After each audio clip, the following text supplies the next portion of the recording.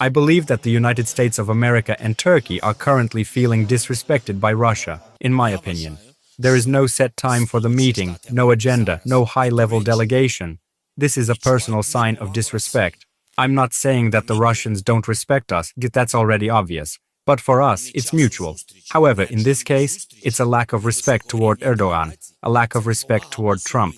Trump is sending a large group of people, including Secretary of State Rubio. Who are the sides in this war?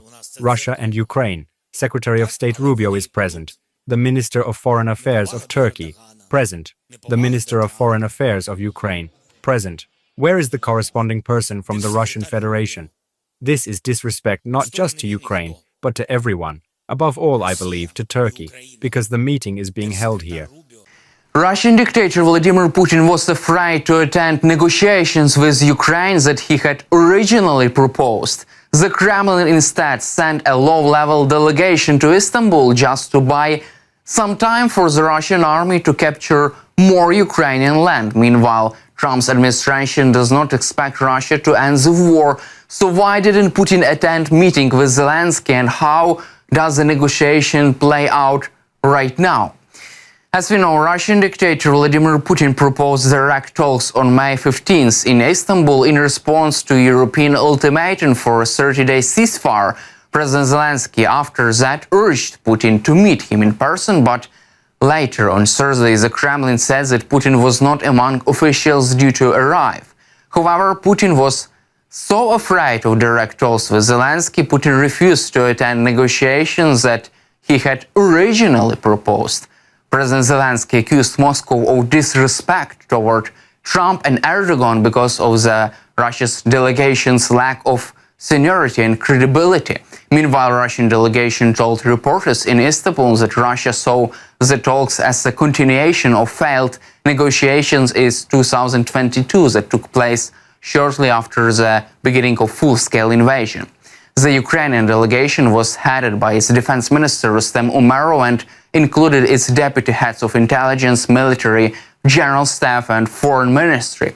Russia's deputy defense minister, deputy foreign minister and military intelligence head were also there. The meeting between Ukrainian and Russian delegation happened today, but the US didn't expect any kind of breakthrough because Putin did not attend the negotiations he had originally proposed. But I want to be frank, I don't think we don't have high expectations of what will happen tomorrow. And frankly, at this point, I think it's abundantly clear that the only way we're going to have a breakthrough here is between President Trump and President Putin. It's going to require that level of engagement to have a breakthrough in this matter.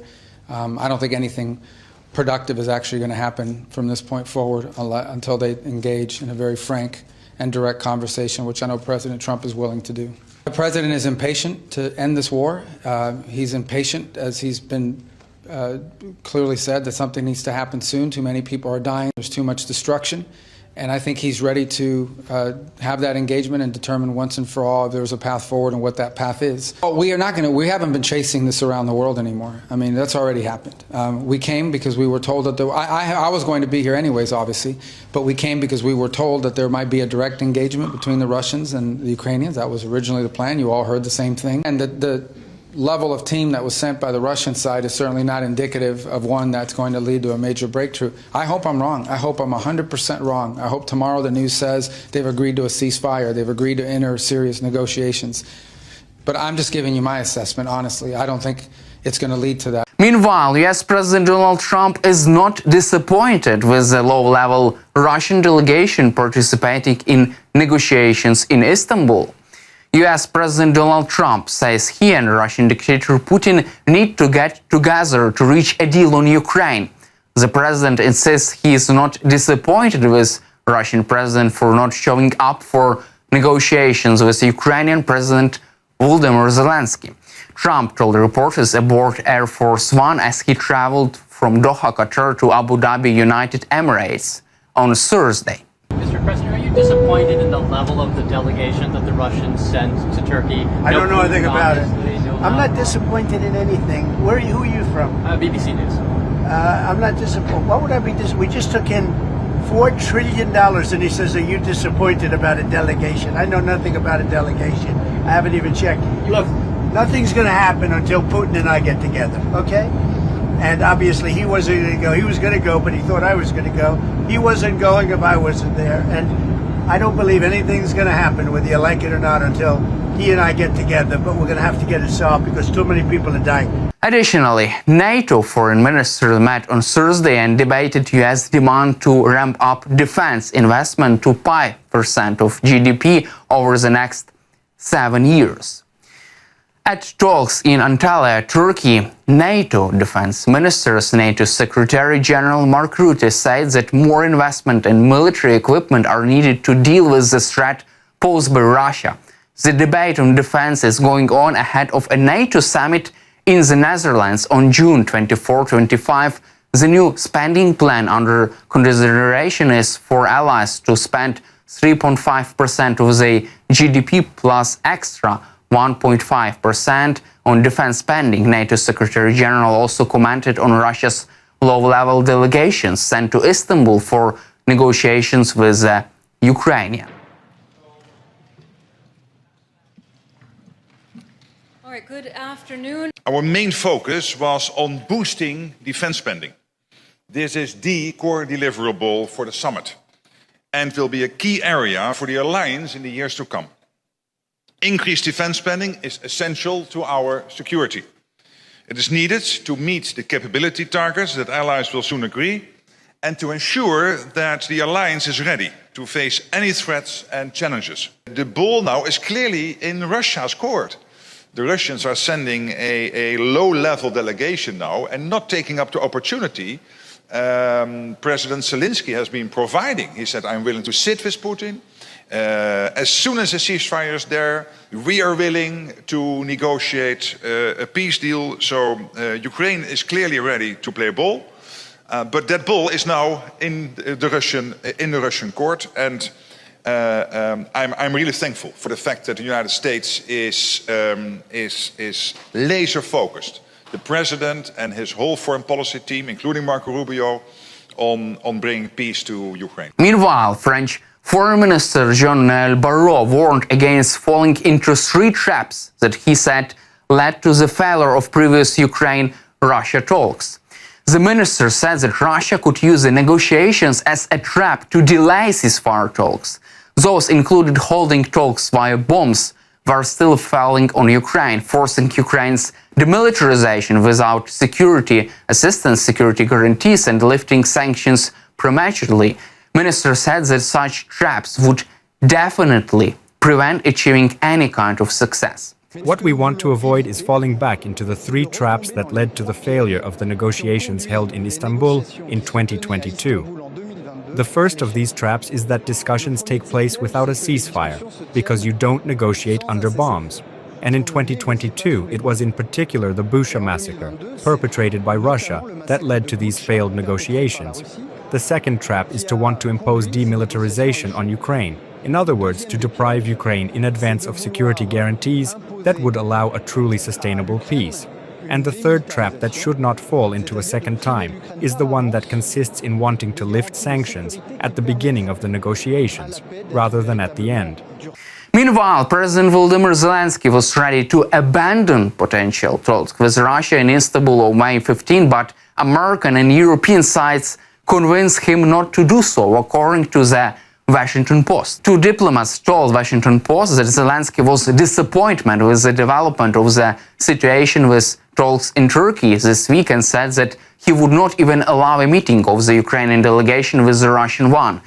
Zelensky did not see the point in the trip. Representatives of European states and the US have privately explained that it is important for Ukraine to at least send a delegation of high-ranking officials to Istanbul, including the head of the presidential office, Andriy Yermak, the Minister of Foreign Affairs, Andriy Sybiga. Also, US Special Envoy Steve Witkoff convinced Ukrainians that participation in direct negotiations with Russia is beneficial for both sides. He said that if representatives of Ukraine are present and Russia is not, then there will be consequences for Moscow, and if both sides are present, this could bring a ceasefire closer. Also, despite US efforts to bring Putin to the negotiating table, Russia is massing forces on front lines for a new offensive to seize additional territory of Ukraine, according to the latest US assessment obtained by CNN. Russian commanders are looking to form a large force to conduct offensive which would be aimed at seizing more Ukrainian territory. Putin will try to capture more territory all the way to the outskirts of Kyiv. The Russians will do everything they can to get everything they can, according to CNN. It is largely Ukrainian drones right now and the effectiveness of minefields that are holding Russia back, despite significant advantage in human resources both in eastern Ukraine and in Russia's Kursk region. Meanwhile, Russia has its own problems with culminating and accumulating the desired forces. However, there is no indication, according to CNN, that North Korea is capable of significantly increasing the number of its troops in Ukraine after losing thousands of soldiers in combat. At the same time, US President Donald Trump has conducted his formal state visit to the United Arab Emirates during the Russia-Ukraine negotiations in Istanbul. US President Trump says that his administration has secured a multi-million-dollar deals with the government of the United Arab Emirates. The United Arab Emirates and the US have signed an agreement for the Gulf country to build largest AI campus outside the US. The agreement to build the campus would give United Arab Emirates expanded access to the advanced AI chips. Sources also told Reuters that the United Arab Emirates could be allowed to import 5,000 of NVIDIA's most advanced AI chips after Trump's meeting with the UAE President Sheikh Mohammed bin Zayed Al Nahyan. The White House sources said that he announced deals that include $14.5 billion commitment from Etihad Airways to invest in 28 Boeing planes. Well, I'd like to thank you, Your Highness. What a lot of people don't know, I think my staff is very surprised by it. You and I have been friends for a long time. We've been good friends. And what they don't know about you is that you are considered a truly great warrior. And you've been through the wars. You're a great warrior, a very strong man, a brilliant man, a man of vision, like few others, I have absolutely no doubt that the relationship will only get bigger and better. Your relationship and mine can't get better, so I can't say it's going to get better because it's at the highest level it can be. But our countries will work together. We've become a very hot country. We were not such a hot country 6 months ago. And now I think we're the hottest country, if you want to know the truth. That's all for today. Subscribe to our YouTube channel and glory to Ukraine.